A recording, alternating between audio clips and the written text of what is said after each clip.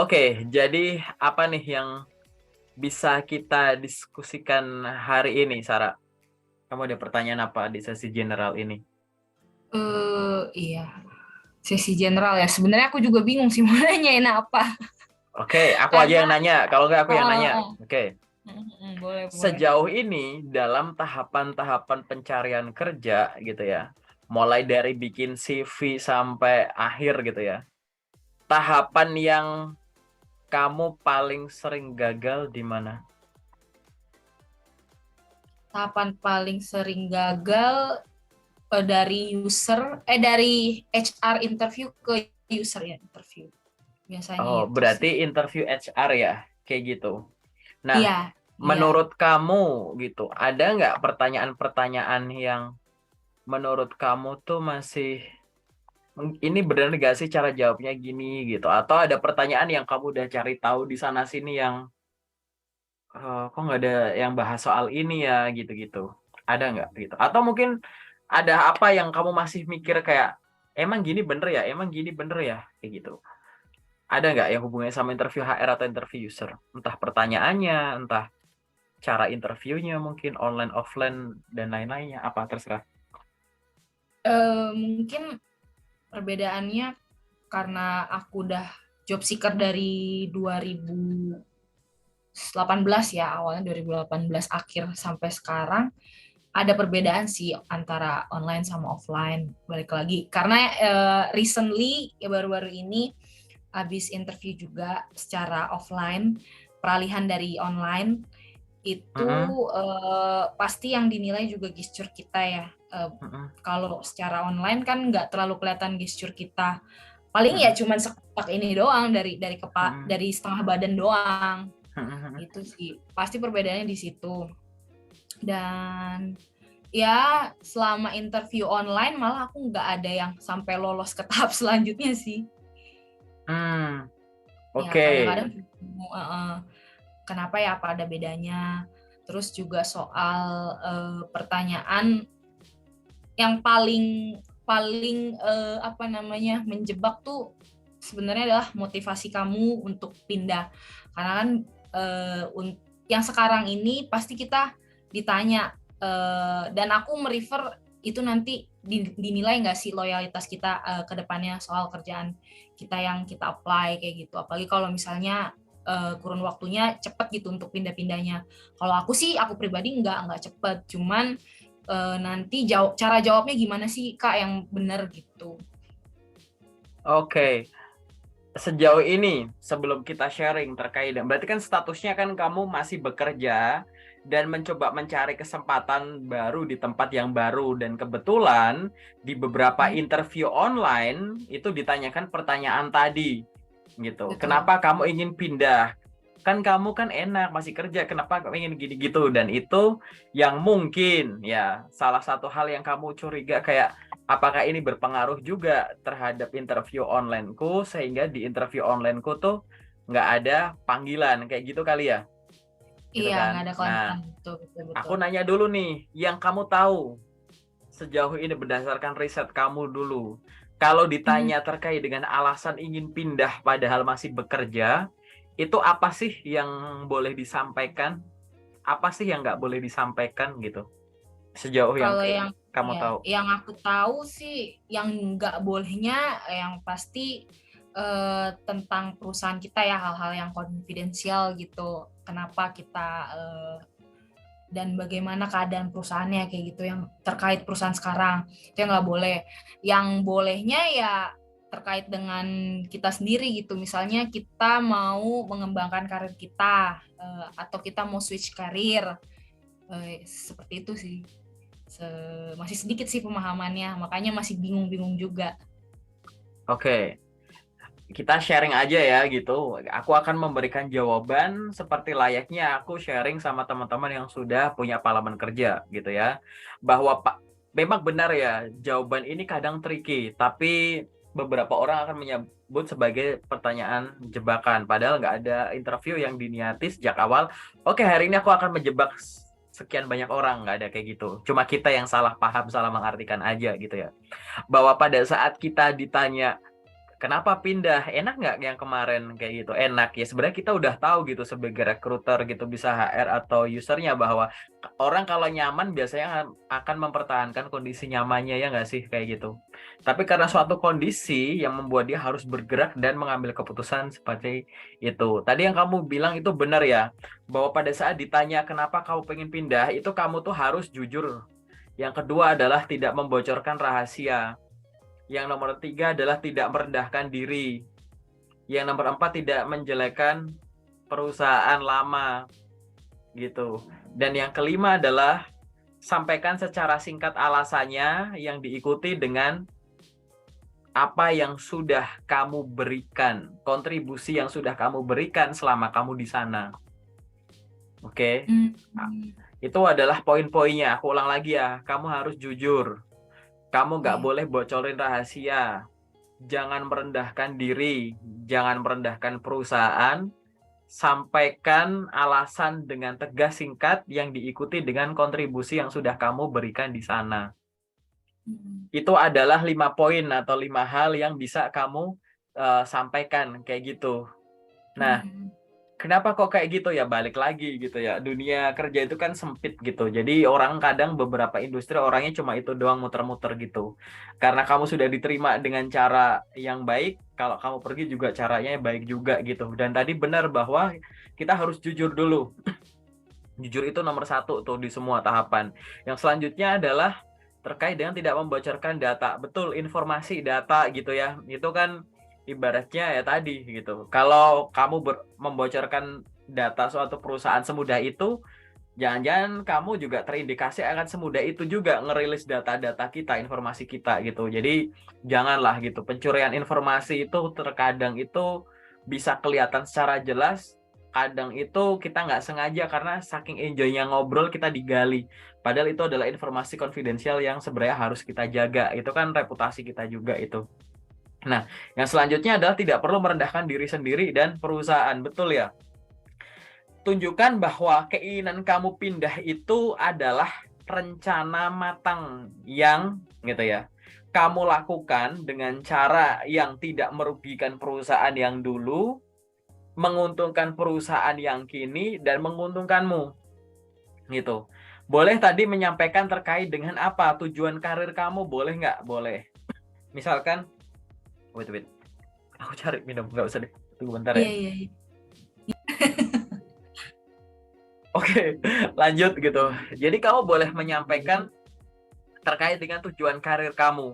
Banyak kok teman-teman di tahun 2022, kita bikin ini kan di akhir 2022 ya gitu. Kamu menyampaikan bahwa ada suatu kebijakan yang diambil oleh suatu perusahaan sehingga ya yang tadinya kamu dijanjikan sesuatu akhirnya berubah, sehingga definisi kamu, rencana karirmu berubah.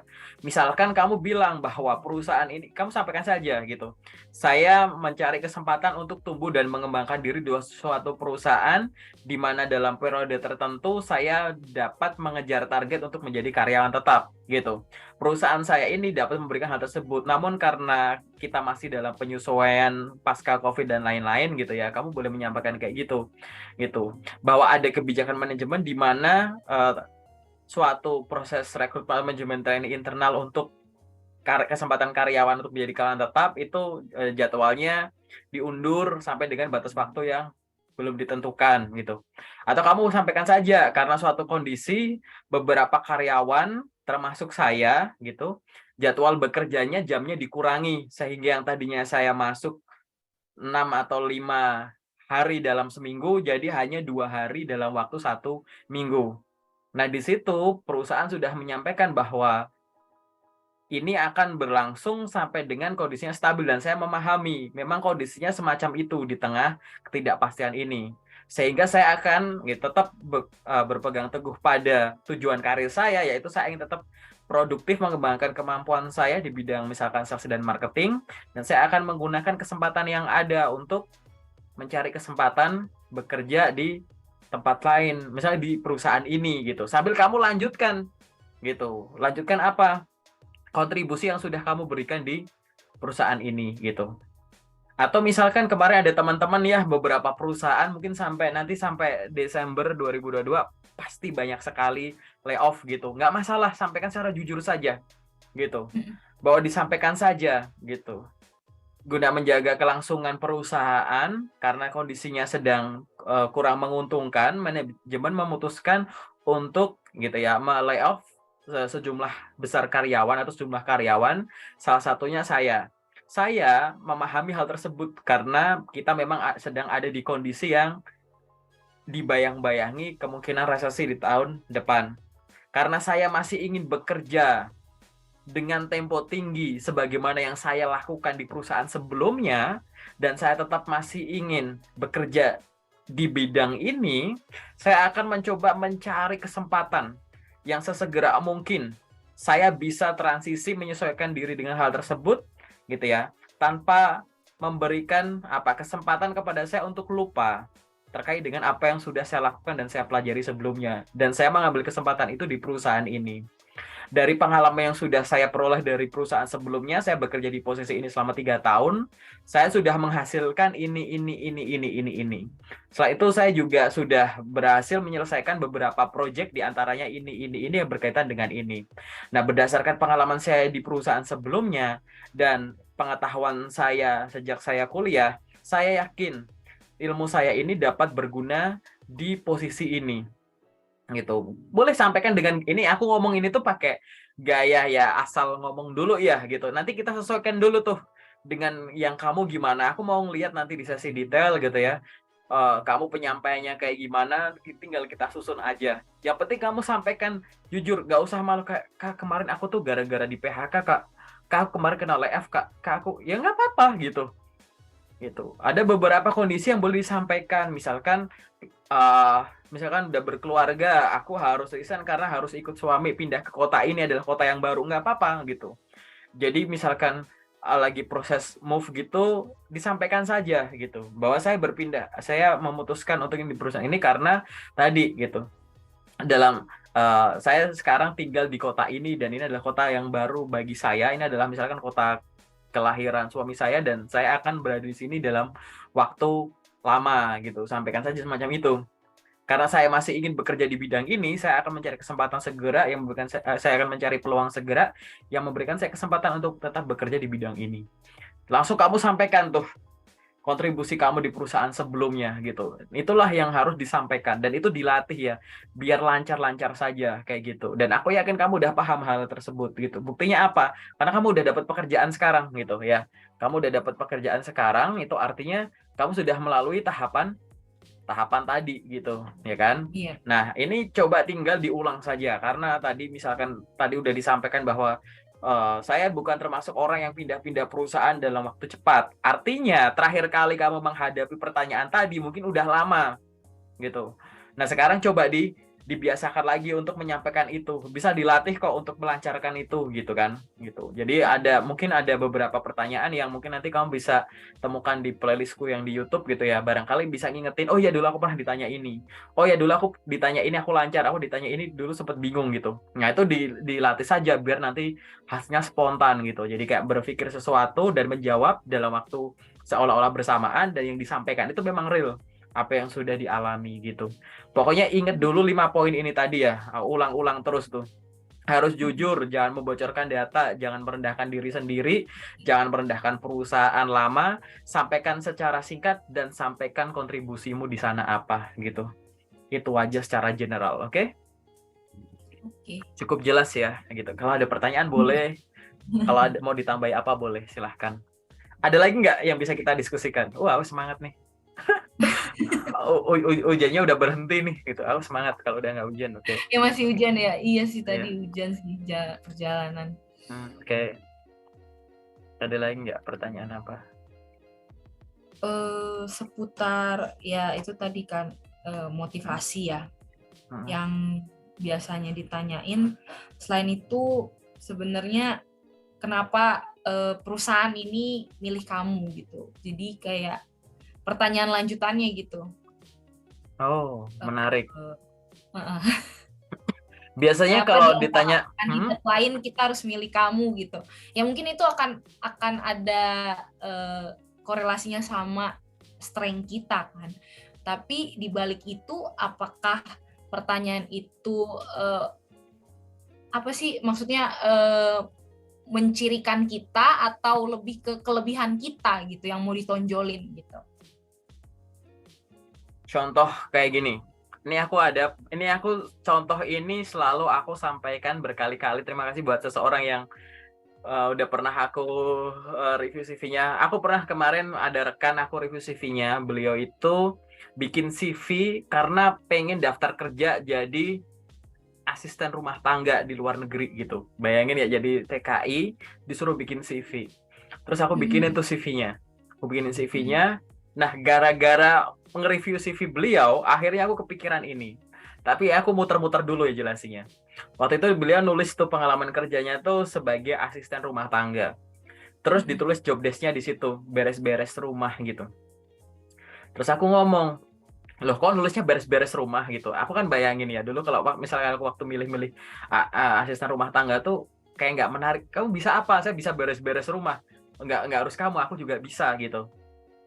Terus aku coba gali ke beliaunya. Emang waktu kemarin yang paling luar biasa, ini kan pengalaman jadi ART banyak. Yang paling luar biasa yang pengalaman yang mana? Emang kenapa? Di situ disampaikan bahwa saya pernah nih punya majikan.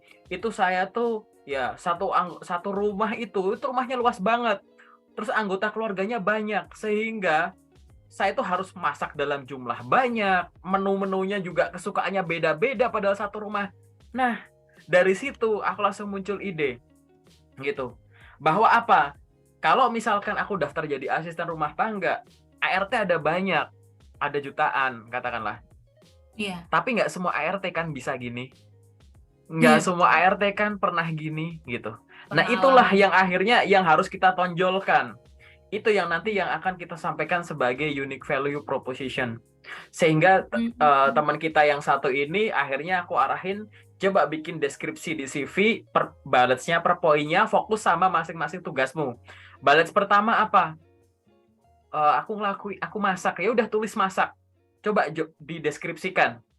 Memasak makanan 3 kali sehari untuk 10 orang anggota keluarga. Menyapu dan mengepel rumah seluas sekian meter persegi setiap hari. Menyiram tanaman di kebun seluas sekian. Memberikan makanan hewan peliharaan dalam kurung sekian anjing, sekian burung. Gitu. Masing-masing poinnya gitu, di breakdown kayak gitu. Akhirnya apa? Dari pengalaman kerja dia, kalau nih aku memposisikan aku mau ngerekrut asisten rumah tangga, yang satu nulisnya kayak bisanya beres-beres rumah, yang satu kayak gini. Kebayangkan dimensinya ya, tanggung jawab yang pernah dia emban, bebannya, challenge-nya gitu. Terus dia kalau di pressure, tahan pressure-nya gimana gitu. Yang akhirnya ya dia udah kebiasa kayak gitu. Kerja di aku, anggota keluarga cuma sekian, makanan juga kita secukupnya, aku vegetarian dan lain-lain misalkan gitu. Jadi udah bisa lah, rumahku paling cuma sepertiganya luas itu, setengahnya luas itu, gitu-gitu. Jadi ini loh yang disebut unique value proposition. Tunjukkan apa yang ibaratnya tuh, oke lah, banyak orang bisa ini, tapi nggak semua orang kan bisa ini, pernah ini, nah itu. Tunjukkan. Nanti akhirnya kamu berfokuslah terkait dengan unique value proposition yang nanti dihubungkan dengan skill dan prestasi. Jadi ini nanti nyambungnya ke interviewmu ya. Di CV dulu, aku mau dari CV. Di CV di job desk-nya dia nulis memasak makanan 3 kali sehari untuk 10 orang anggota keluarga. Di bagian skill-nya CV ditulis memasak. Di bagian achievement dia nulis mampu memasak 40 masakan Indonesia dan 30 masakan Western. Paham nggak? Ini cuma ngomongin masak loh. Di skill dia nonjolin bahwa saya masak 3 kali sehari untuk sekian banyak anggota keluarga. Orang yang jadi ART banyak, tapi nggak semuanya kan tiap hari masak segitu. Yang lain masaknya gini, saya masaknya gini. Gitu. Itu seolah-olah dia bilang gitu. Di skill, skill saya memang masak. Tapi saya tonjolin di bawahnya ada achievement. Saya bisa memasak 40 jenis makanan yang berbeda untuk Indonesia dan 20 jenis masakan Western. nggak mungkin semua jutaan ART bisa masak. Tapi emang pada bisa masak yang kayak gitu nggak? Loh kok kamu bisa? Iya, di rumah majikan saya sebelumnya ada WiFi. Sambil nungguin ini itu biasanya saya nonton YouTube masak-masakan gitu. Karena memang tadi saya sampaikan majikan saya yang ini mintanya ini, yang anak ini minta ini, yang ini minta ini. Akhirnya saya pinter di situ. Nah, maksudku tuh ini loh. Kenapa kok aku nyampaikan ini gitu? Karena bahkan mohon maaf nih, profesi asisten rumah tangga aja yang aku pun jujur ya, aku pun tuh kayak kaget gitu, ngapain bikin CV gitu. Iya, iya, iya. Itu aja bisa ditulis secara demikian. Aku nggak ada ide waktu itu. Cuman lewat diskusi, bisa kita sambungkan antara deskripsi pekerjaan, ya kan, yang ada di skill-nya dia gitu, sama di achievement. Nah, sekarang bayangkan pekerjaan yang lain kayak pekerjaanmu gitu. Dan aku yakin semua bisa di-link antara yang di deskripsi, yang di skill, yang di achievement, dan di interview. Karena interview itu sebenarnya menyampaikan secara verbal, secara lisan apa yang ada di CV. Kan semua jenis pertanyaan pada akhirnya kan minta penjabaran dari CV. Betul. Itu. Pada saat kita melihat CV, kita akan menilai kecocokan kamu terhadap posisi ini berdasarkan apa yang tertulis. Lalu kita datangin di interview karena kita yakin dari personality kamu, dari psikotes plus kertas ini, kamu layak untuk ada di posisi ini. Coba bener nggak sih? Sinkron nggak sih? Yang tertulis di sini sama di hasil lisanmu sama nggak? Karena interview itu dia ingin mengetahui 3 hal. Ingin mengukur 3 hal. Pertama mengetahui, kedua melengkapi, ketiga mengkoreksi. Interview HR atau user tuh ingin tahu 3 hal ini. Pertama mengetahui. Mengetahui apa? Mengetahui informasi yang dari tahap sebelumnya mungkin kita belum tahu. Dari CV belum tertulis, dari psikotes belum terukur. Waktu interview ternyata terucap. Oh, Sarah tuh ternyata begini ya. Oh, Sarah ternyata bisa ini ya gitu. Itu nomor 1 mengetahui. Yang nomor 2 adalah melengkapi. Melengkapi apa? Ya informasi yang udah kita peroleh dari tahap-tahap sebelumnya. Oh, aku tahu sih Sarah bisa gini, tapi aku nggak nyangka loh bisa begini. Aku tahu sih si ibu tadi bisa masak, tapi aku nggak nyangka ya ternyata dia bisa sekian jenis masakan ya gitu. Gitu. Aku kayak gitu kan. Terus yang ketiga adalah mengkoreksi. Mengkoreksi apa? Mungkin di awal kita sudah ada penilaian-penilaian tertentu soal kamu. Ini anak kayaknya nggak bisa deh. Ternyata setelah di interview, oh bisa ternyata ya. Ini anak kayaknya belum terbiasa gini. Oh ternyata bisa ya gitu. Nah itulah interview. HR atau user sama aja. Walaupun kalau HR lebih pengen tahu ke sesuatu yang terpendam dari diri seseorang, termasuk kondisi psikologisnya juga. Kalau dari user lebih banyak ke teknisnya gitu. Walaupun kadang pertanyaannya itu beririsan. Di HR udah ditanya, di user ditanya. Tapi kita juga pengen tahu tadi mengetahui informasi yang belum tahu, melengkapi informasi yang udah punya, sama mengkoreksi terkait dengan kesimpulan sementara yang udah kita bikin. Sehingga tadi fokuslah sama unique value proposition kamu. Kenapa kamu orang yang cocok di posisi ini loh? Baru aku mau jawab ya. Dari tadi kan aku muter ke sana dulu, biar logikanya kamu nangkep gitu. Bahwa intinya kamu mau bilang, iya Bu, iya Pak, banyak orang yang sudah pernah di posisi ini. Dengan pengalaman yang lebih lama dari saya ada, yang berasal dari perusahaan yang mungkin company size-nya lebih gede dari perusahaan saya ada, tapi apakah mereka pernah ngelakuin ini? Apakah mereka bisa ini? Apakah mereka pernah ngelakuin ini dalam waktu sekian? Mungkin mereka pernah ngelakuin itu dalam waktu sekian tahun dulu loh Bu. Saya tuh baru sekian udah diberikan tanggung jawab ini. Belum support bagian ini, support bagian ini. Itu yang harus kamu tonjolkan. Gitu. Jadi di sini apa kuncinya? 1, jangan malu atau malas mengeluarkan angka. Biar kebentuk dimensi kamu. Kalau yang sebelumnya yang kamu tonjolkan itu hanya job deskripsi, di sini kamu menonjolkan tanggung jawab yang kamu emban. Gitu. Kenapa kamu harus sampaikan saja kayak gitu. Kenapa kamu orang yang cocok untuk ada di sini gitu? Kenapa kamu orang yang cocok untuk jualan kacamata? Macam itu. Gitu. Karena saya adalah orang yang sudah berpengalaman menjual kacamata lebih dari 5 tahun tanpa adanya komplain. Bahkan orang yang tidak butuh kacamata, kalau mau cari kacamata larinya ke saya juga, semacam itu. Saya punya rumus rahasia dalam menjual kacamata. Saya tidak hanya menjadi seorang sales. Saya handle marketingnya, saya handle salesnya, saya handle brandingnya. Sehingga yang saya lakukan tidak hanya menjual kacamata, tapi saya membuat mereka butuh, saya membuat mereka beli, saya buat mereka betah. Izinkan saya untuk bekerja di sini, akan saya tunjukkan bagaimana saya menciptakan kebutuhan, membuat orang beli, dan membuat orang betah untuk menggunakan produk kita, gitu. Bikin penasaran aja gitu. Emang caranya gimana? Sampaikan generalnya aja, gitu. Ya lo, itu kan semacam itu. Pada saat kamu interview itu, kamu menjual kemampuan diri, menjual diri, gitu kan. Maka di situ silahkan tunjukkan bahwa memang kamu bisa itu, dan itu unik sekali. Akan diingat. Suka nggak suka, mau nggak mau, kamu bukan kandidat tunggal untuk proses rekrutmen ini. Suka nggak suka, mau nggak mau, kamu akan dibandingkan dengan kandidat yang lain. Coba bayangkan kalau kamu menjawab dengan cara yang berkesan semacam itu. Tadi hanya skenario, aku nggak mau batasin kreativitas masing-masing orang dalam menjawab pertanyaan interview.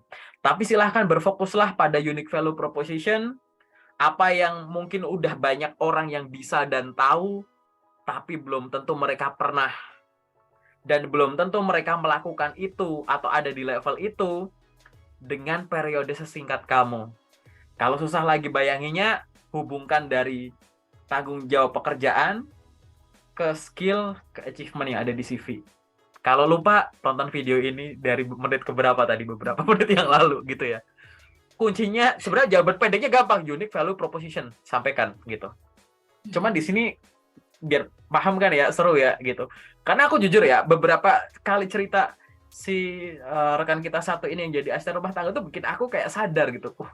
Ya kepikiran ini ya gitu. Sehingga beberapa kesempatan mungkin kalau kamu udah nonton di video-video yang aku upload, aku akan menyampaikan ini gitu. Oke, semoga cukup tergambar ya. Aku muter-muter ke sana sini ya gitu. Oke. Ada lagi nggak yang pengen didiskusikan? Yang sifatnya general. Baru dua. Ya baru 2 sih yang kepikiran. Terus mungkin aku aja yang tanya pertanyaan terakhir sebelum kita masuk sesi detail. Terkait dengan penggunaan LinkedIn atau platform-platform pencarian kerja kayak gitu. Ada kendala nggak sejauh ini yang kamu andalkan itu apa sih buat nyari kerja, platform apa? Atau ada perubahan nggak rencana ke depan? Misal dulu aku dapetin kerjaan atau sebelum aku kerja di sini nih, aku makainya ABC. Nah setelah aku evaluasi zaman sekarang tuh kayaknya nggak relevan gitu yang C. Paling aku cuma AB tambah DE misalkan gitu. Atau gimana? Kalau aku sih memang dari dulu kuliah juga udah pakai LinkedIn, udah mulai nge-build up di LinkedIn juga dari kuliah. Terus dan udah siap juga sebenarnya kalau ada apply gitu deh. Cuman nggak pernah tembus juga sih dari LinkedIn ataupun platform semacam Jobstreet.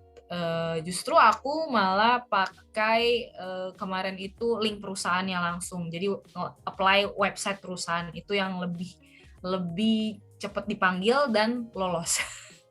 Belakangan sih Jobstreet udah banyak yang manggil, LinkedIn nggak ada yang manggil, cuman nawarin kerja banyak, cuman nggak sampai lolos sampai sejauh itu, belum ada. Nah, menarik nih ya. Jadi jawaban kamu pun udah menarik. Aku hubungin sama beberapa sesi yang sebelumnya menarik. Kalau ada yang bilang website lebih cepat daripada channel lain, aku percaya. Jobstreet lebih cepat daripada yang lain, aku percaya. LinkedIn lebih cepat dari yang lain, aku percaya. Yang lain susah, yang paling cepat A, percaya. Paling cepat B, percaya. Kenapa? Masing-masing orang punya preferensi pekerjaan, punya journey-nya masing-masing. Jadi kita nggak bisa ngejudge untuk semua komponen dalam proses rekrutmen. Mulai dari dokumennya. Kak, CV yang bagus tuh yang ATS friendly, percaya. Kak, aku pakai CV kreatif, panggilannya tetap banyak, aku percaya. Kak, aku pakai 2 CV, bagus semuanya, aku percaya. Itu dari sisi komponen dokumennya. Belum dari masing-masing tahapnya tadi. Yang paling cepat manggil inilah, itulah. Perusahaan ini, aku percaya juga gitu. Masing-masing orang journey-nya itu beda-beda. Yang pengen aku tekanin di sini adalah bagi teman-teman yang baru mau terjun ke dunia kerja, fresh graduate gitu ya, silahkan apply itu jangan direm. Biar apa? Datamu tuh banyak. Kalau datanya banyak, tinggal dianalisis. mana sih gaya yang cocok untuk pekerjaan yang aku pengen. Oh ternyata ini banyak nih panggilan di sini. Ya udah teruskan dengan cara itu. Kamu udah tahu tuh jalannya. Sekarang tinggal di platform ini nih harusnya gimana nih. Yang di sini harus gimana nih gitu. Nah kamu pun juga sama gitu ya. Sebagai orang yang sudah punya pengalaman kerja, dulu udah ngerasa bahwa website lebih cepat. Aku percaya, aku juga pernah ada di tahap itu. Website lebih cepat. Semua orang ngumpul di sini, website jarang dibuka, padahal website itu selalu dicek terus sama recruiter. Begitu semua mata tertuju ke sini, sini dicuekin. Aku apply lewat sini gitu. Itu juga aku ngalamin. Ada yang misalkan lewat Jobstreet, itu ada juga gitu. Semua orang pada datengin misalkan job fair tuh. Pada offline kayak gitu, Iya, online-online iya. pada dicuekin. Aku nggak datang ke job fair, jauh lah apalah gitu kan. Buka aja lewat Jobstreet, bisa. Atau yang lain, orang biasanya bikin akun LinkedIn secukupnya. Belum lengkap profilnya, nggak ada aktivitas, teman baru dikit, asal ngelamar aja. Gimana orang akhirnya bisa dapat kerja dari sana? Aku ngelakuin hal yang lain. Aku misalkan lengkapi profilnya, bikin postingan ini itu, bangun koneksi ini itu, sehingga dari dari LinkedIn pun aku dapat pekerjaan lewat dua cara. Yang satu panggilan dari yang aku ngelamar, yang kedua Iya, orang nyasar di profilku, akhirnya aku ditawari lewat DM gitu. betul. Kalau terlepas dari akhirnya aku terhenti di suatu tahap, itu hal yang lain, itu yang nanti. At least di masing-masing channel ini sudah menunjukkan bahwa aku sudah pakai cara yang tepat untuk mendatangkan kesempatan kerja. Tinggal nanti aku harus menempa diriku sendiri biar lebih mampu gitu untuk menyelesaikan masing-masing tahap sampai dengan tahap akhir kan gitu. Oke. Mm-mm. Nah, dari jawaban kamu sih buat aku sih ini ya, kamu sudah paham lah cara menggunakan masing-masing platformmu gitu untuk pekerjaan, tipe-tipe pekerjaan yang memang kamu pengen gitu. Paling nanti aku pengen ngelihat beberapa khususnya yang di LinkedIn ya gitu, gimana cara mainnya gitu. Tetap ya Mm-mm. selama kita masih ingin di dunia kerja, menurutku sih di tahun ini, tahun 2023 gitu, LinkedIn jangan ditinggalin sih. Belum ada kompetitornya soalnya. Kayak gitu dan masih Boleh. jauh ya gitu dan datanya udah bagus banget gitu. Udah ibaratnya aneh gitu profil kerja nggak punya akun LinkedIn, nggak aktif di LinkedIn gitu. Jadi nanti paling aku akan optimasi ke arah sana gitu. Yang jelas tadi silahkan kirimkan lamaran setiap hari, Hmm. pastikan pengalaman diri diduplikat ke CV. CV ini didistribusikan di banyak channel, ya kirim lewat email, lewat website, lewat platform ABC, lewat LinkedIn, lewat ini gitu kan. Habis Mm-mm. itu diukur, dievaluasi secara berkala. Aku udah ngirim sekian lamaran, lewat sini berapa, yang udah ada respon berapa, yang nggak ada respon berapa. Yang ada respon mau aku apain nih, yang udah ada respon gimana, yang lolos ke tahap selanjutnya berapa, yang ditolak berapa, yang cuma diunduh, diintip, dikunjungi itu berapa gitu. Apa yang mau dilakuin tuh sama yang respon-respon demikian gitu. Itu yang akhirnya kita evaluasi biar nanti apa? Biar nanti tuh kita tahu gitu. Oh, yang di sini udah bener nih. Ya udah aku konsisten gini aja. Ya kan tadi ya. Kalau yang untuk lewat sini aku harus caranya begini, lewat sini caranya begini gitu. Itu aja ya Sarah ya. Oh, untuk sesi generalnya gitu. Ada lagi nggak Iya, tambahan? Kalau nggak ada kita masuk ke sesi detail aja. Cukup? cukup, cukup, Oke, cukup. udah cukup kita masuk ke sesi detail ya.